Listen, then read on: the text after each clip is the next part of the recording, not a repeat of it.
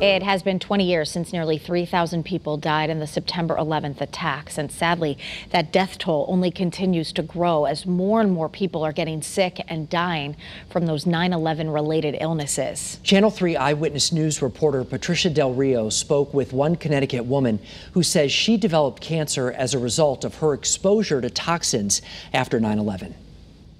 They took all my lymph nodes out, I had chemo, I had radiation, lost all my hair, and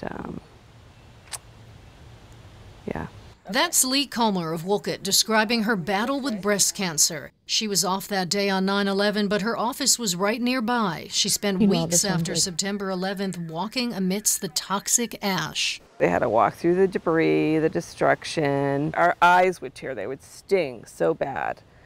And there was like, you know, that much ash, like all around the exterior of the building. At what point did you kind of make a connection that your cancer might have been connected to your days, weeks, and months following 9/11? I knew I was breathing in all that dust and ash and debris, and I believe that a lot of cancer can be environmental. Lee's attorney, Michael Barish, says her story is not uncommon. The government has identified 68 kinds of cancer related to 9/11 toxin exposure, and as the years go by, more and more people are getting sick. That is tens of thousands. And, you know, when I say not a day goes by without one of my clients dying, I'm not exaggerating. The Department of Justice says over 4,500 people have confirmed 9/11 related deaths, much more than the 2,966 people killed that day. Skin cancer is the most common cancer in the 9/11 community. The pH level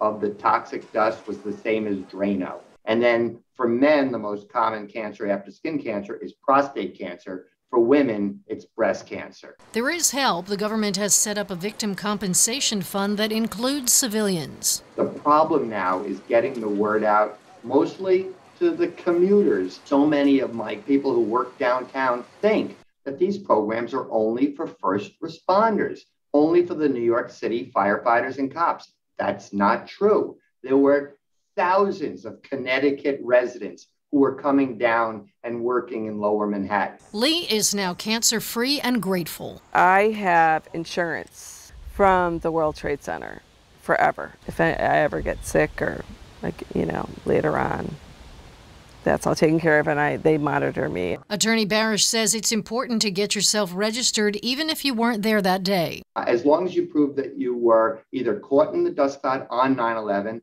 or returned to work and spent at least 24 hours during the month of September 2001, or 80 hours, which is just 2 full work weeks, between 9/11 and May 30th of 2002. A grim reminder that even 20 years later, the 9/11 related death toll will continue to rise as residual victims are diagnosed with related illnesses. Patricia Del Rio, Channel 3 Eyewitness News.